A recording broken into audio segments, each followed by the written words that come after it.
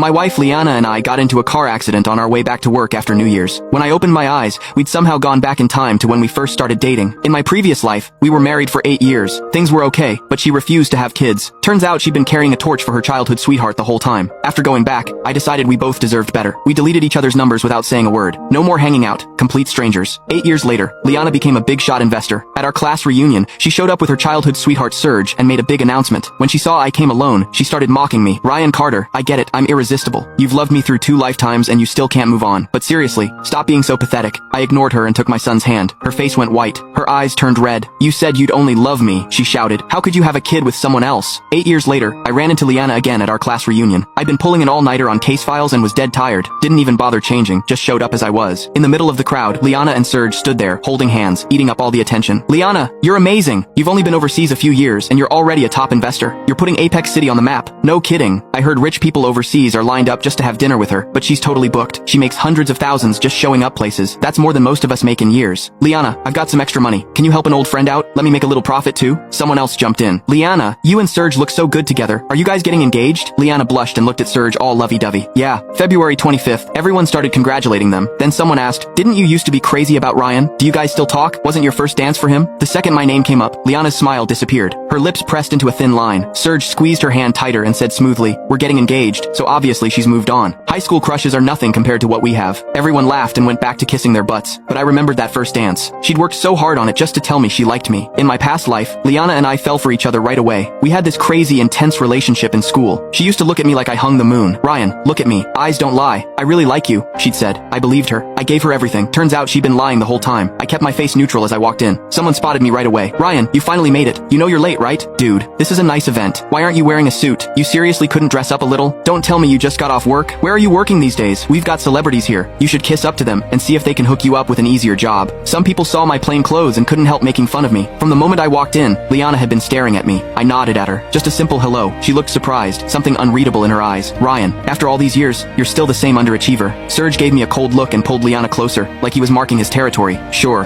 he's struggling a bit, but let's not rub his face in it. We're all classmates here. He looked me up and down with disgust. But seriously, why would you show up to a reunion looking like this? You're in your 30s. You should know better. Appearance matters. What woman would want a guy who can't even clean himself up? I've got an extra suit in my car. Why don't you wear it so you look halfway decent? Everyone burst out laughing. The difference between us was obvious. He wore gold-rimmed glasses and a custom suit. His hair was perfect, and everything about him screamed money. Me? I just finished working through a mountain of files and hadn't slept in almost 24 hours. I looked like crap. My clothes were cheap, no-name casual wear. Obviously, I couldn't compete. Thanks, but I'm good, I said politely, then headed for the food. After pulling an all-nighter, I was starving. While I was eating, Liana walked over and handed me a check for $20,000. This is just a little help for old time's sake. You don't have to pay me back. Get yourself some decent clothes, find a stable job, take care of yourself. Ryan, the past is the past. Don't get stuck there. If it wasn't for, never mind. It doesn't matter now. What matters is that you don't give up on yourself just because I left. It makes me look bad too. What was she even saying? I looked up at her, wondering what I could have possibly done in a past life to make her bail on me so fast in this one. In our last life, we dated in school and eventually got married. She wanted to be a dancer. I wanted to be a lawyer. Both careers were expensive and hard at first. Because I loved her, I gave up my dreams. I turned down a PhD program and started working early so I could support her. Every time she failed or got discouraged, I paid all the bills and comforted her. I thought she understood how much I loved her. But one day, she wanted another expensive pair of dance shoes. When I said we couldn't afford them, she threw all her old shoes in the trash and broke down crying. Ryan, if I hadn't loved you, if I just listened to Serge and gone abroad with him, I wouldn't be living like this. Marrying you was the biggest mistake of my life. After that, she quit dancing and gave up on her dreams. Her words haunted me. I lost sleep, heartbroken, and alone, but I didn't give up. I wanted to save our marriage. I hugged Liana and begged quietly, Liana, let's have a baby, okay? She shoved me away hard, disgust all over her face. Do you even have money to raise a kid? You want them to struggle their whole life? I told you before I hate kids. I'll never have a baby with you. Not in this life. That sentence cut right through me. On our first day back to work after New Year's, a runaway truck hit us and killed us both. But I wasn't scared. Honestly, I felt relieved. Now that we'd both gone back in time, we'd silently agreed to go our separate ways. There was nothing left between us. I pushed the check back to her. It's fine. I don't want charity from a stranger. Thanks though. Liana looked pissed, her eyebrows scrunched together. Ryan, what's that supposed to mean? Are you calling me a stranger? I nodded slightly. What I wear is my business. I can buy my own clothes. My job is respectable, and there's nothing wrong with it. I'm not stuck in the past either. If you want to help someone, give that money to someone who actually needs it. Her hand shook, but she didn't move. Serge rushed over. When he saw the check, he instantly got what happened. His eyes burned with anger, but he forced himself to act nice. If you don't want money, we can get you a real job. I just invested in a barbershop. You can start as an apprentice, 20 bucks an hour. The pay isn't great at first, but once you learn the trade, you'll have a skill for life. Even if you can't find another job, you can always open your own place someday. I'll give you the manager's number. Just call him. What do you think? Way more respectable than whatever you're doing now. I kept eating, my face calm. Thanks, but I like my job. I'm not looking to switch. Some classmates watching the drama piped up. Come on, Ryan. Stop being so stubborn. They're trying to help. Why not take it? Yeah, look at yourself. You can't even afford decent clothes. Isn't that why you came? To network and find a better job? Now someone's handing you an opportunity, and you're acting all high and mighty. Who are you trying to impress? Serge forced a smile. Don't say that. Maybe Ryan really does like his job. He turned back to me. Ryan, we're only doing this because we used to be friends. Don't turn it down just to save face. Honestly, I couldn't understand this obsession with shoving money and jobs at people. Truth is, if we're being real, all of them put together probably don't have as much money as I do. I really don't need it, but thanks. Serge kept smiling, but the contempt in his eyes was obvious. Liana's grip on the check tightened, and she started with the sarcasm. Just as hopeless as ever. You don't even know a good opportunity when you see one. No wonder you're broke. As soon as she finished, the other classmates swarmed around. A 300-pound woman even tried to make me drink. Ryan, since you're having such a rough time, tell you what, drink one glass and I'll give you $100. If that's not enough, I can sweeten the deal. The woman didn't hide her creepy enthusiasm, giving me an obvious once-over. Everyone else just laughed. Nobody tried to help. I frowned. This reunion was nothing like I expected. I would have left already, but I was waiting for someone. I was about to call security when Liana suddenly grabbed the woman's arm. The air around her seemed to freeze, her whole vibe ice cold and intimidating. You think this is a nightclub? If you want to act like that, go somewhere else. He's not someone you can disrespect like that. The woman winced from Liana's grip, but didn't dare say anything. Serge quickly grabbed Liana's arm. Liana, what are you doing? Liana shot him an icy glare, her expression scary. I'm doing the right thing. Can't you see? Lady, if you're having another episode, maybe get your head checked. She let the woman go. The woman could only glare at me with resentment. Surprised, I glanced at Liana. Didn't expect her to stand up for me. Serge's polite smile was barely holding as he quickly changed the subject. I heard the president of Raising East Group and her son are upstairs. Maybe we'll get lucky and see them today. Everyone perked up. The boss of Raising East Group is the richest woman in Apex City. She's young, rich, and gorgeous. She's only 30 and already has a 5-year-old son. She kept her husband super private though. Nobody knows who he is. So we might meet her husband today? I heard he's the top lawyer in the capital. Even powerful people have to wait years just to book him. The waitlist is already 3 years long. That's insane. If we see both the richest woman and the legendary lawyer today, I'm getting a photo. Just then, a group of bodyguards escorted a little boy into the hall. The whole room instantly buzzed. With that kind of security, he must be the president's son. What a cute kid. The same woman who just harassed me got close again. Ryan, if it wasn't for Serge, someone like you would never even get to see him. If I were you, I'd get on my knees and thank them. Maybe they'll forgive you and give you that $20 an hour job. Maybe you'll even land a rich woman who makes 30 bucks an hour like me. She was insane. I ignored her and looked at the little boy. Everyone was crowding around him, taking photos and videos like crazy. Even Serge, who'd been acting so superior, was suddenly all smiles as he rushed over. Want something to eat? My treat. He reached out to pinch the boy's cheek. To everyone's shock, the boy surrounded by bodyguards didn't even look at Serge. Instead, he walked straight toward me. With a huge smile, he ran over and threw himself into my arms. Daddy, what took you so long?